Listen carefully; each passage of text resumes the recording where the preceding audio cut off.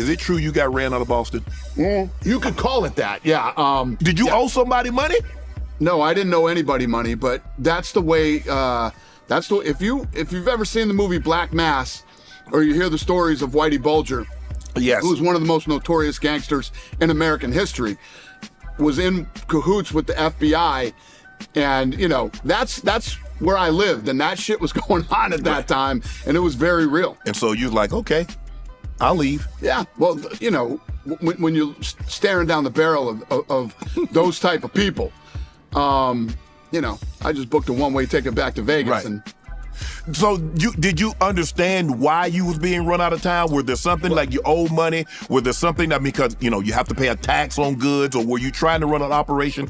Did you infringe on someone's territory? yeah, I mean, I didn't owe anybody money, but I mean that was life in that city at that time, and it's crazy the way that life works out, because I wouldn't have come back. I think I would have eventually come back to Vegas. That was always my plan. Mm-hmm. I wouldn't have done it then, and the timing wouldn't have been right for me and the Fertittas to connect at the wedding that we were at, and Right. the list goes on and on. And I'm sure you have a million of these stories yourself. The way that life works and all these paths you end up going down for whatever reason, that led you to sitting in this chair right now Right. talking to me. So you come to Vegas and you become a manager. You ain't got no experience in being no manager. You managed Tito Ortiz. You managed Chuck Liddell. How?